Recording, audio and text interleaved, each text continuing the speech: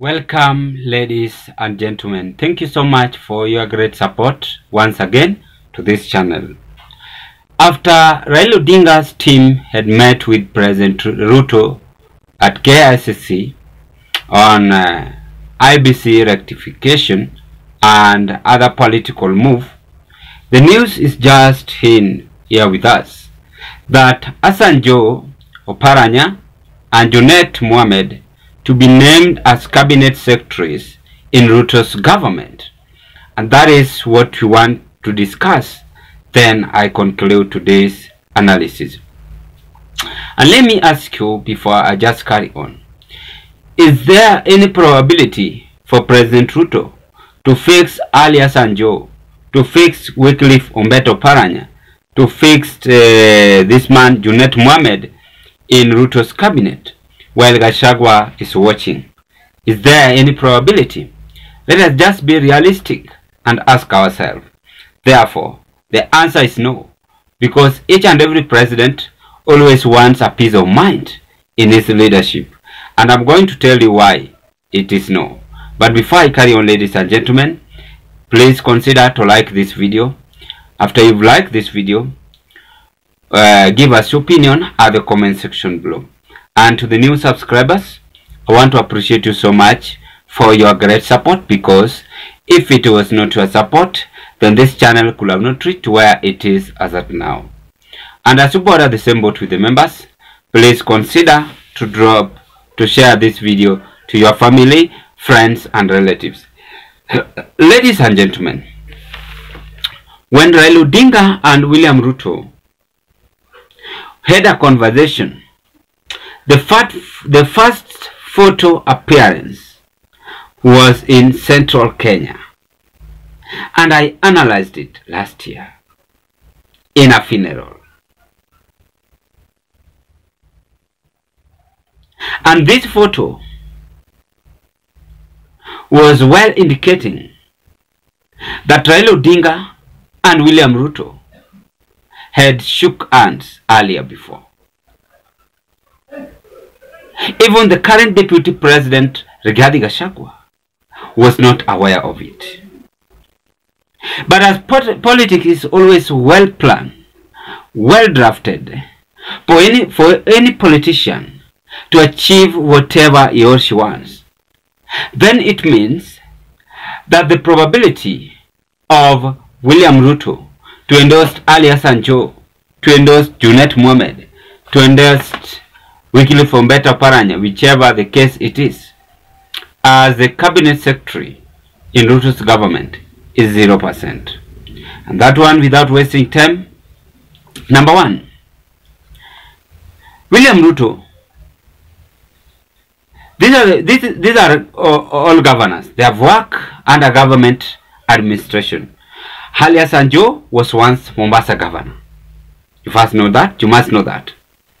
Oparanya was once Kakamega governor.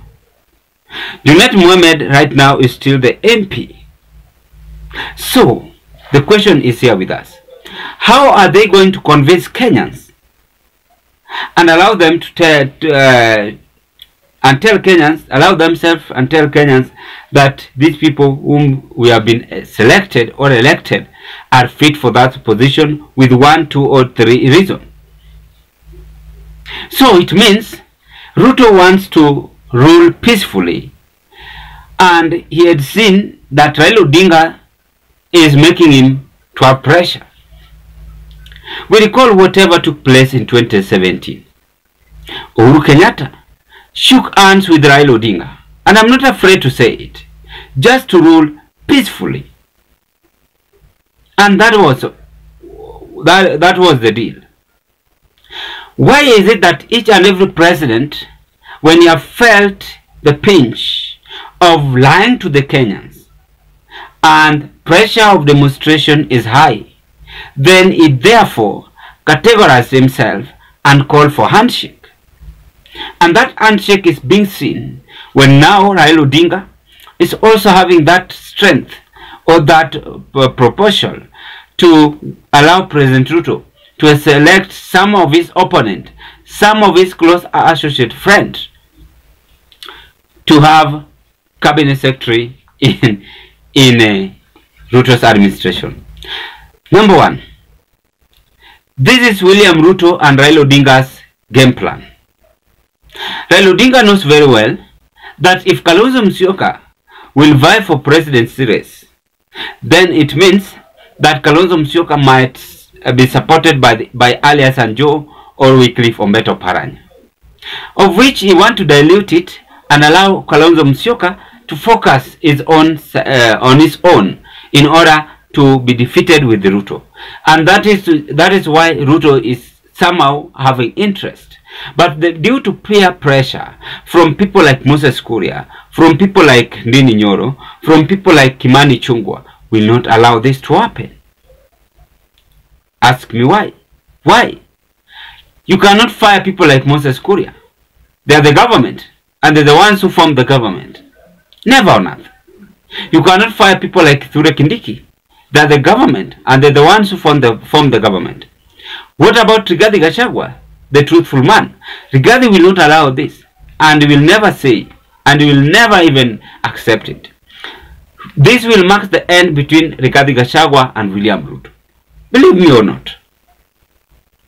So this is just a political propaganda.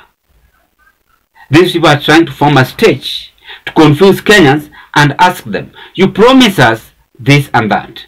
Why have you not done it? You promised Mama Mboga this and that. Why have you not done that? So what you should know, ladies and gentlemen, is that politics is always a dirty game. And that game is being majorly seen in our country, where kila rais akishafanya mistake anatafuta opposition, anamuingiza box, wanakula na yeye serikali, after that the deal is done. Wakenya ndio wanaumia. Tuseme ukweli na tusimame na ukweli.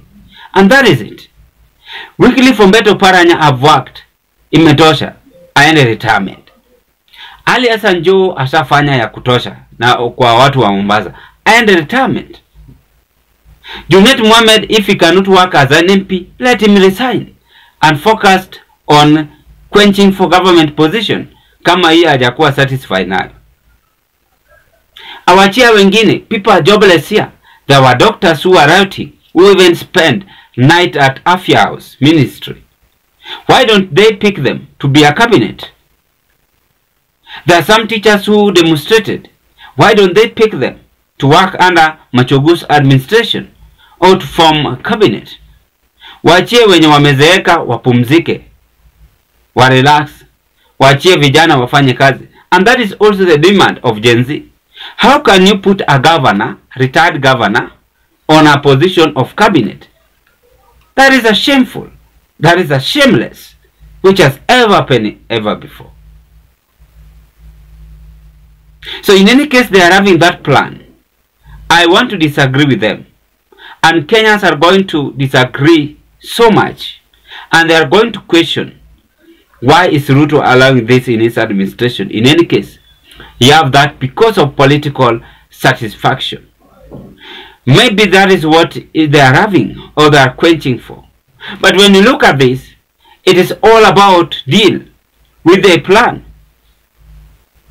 And you've seen them walking up and down seeking for sympathy for Kenyans.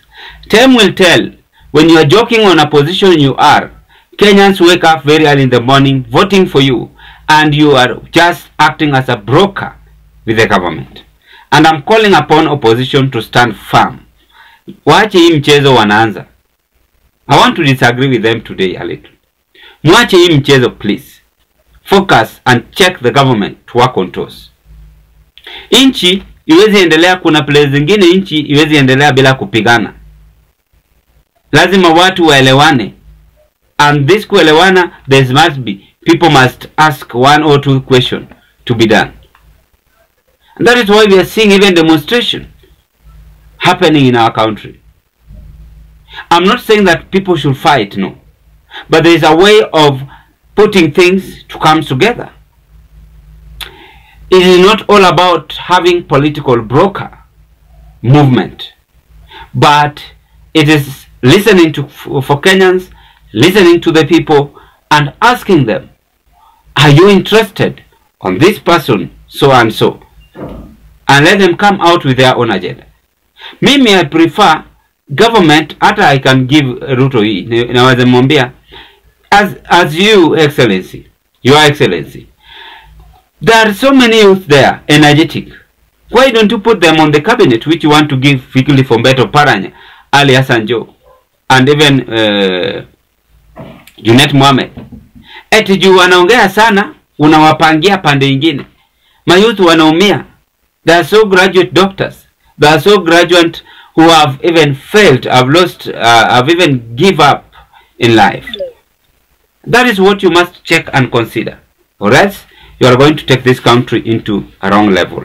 Ladies and gentlemen, drop your opinion on that move. I wish you all the best.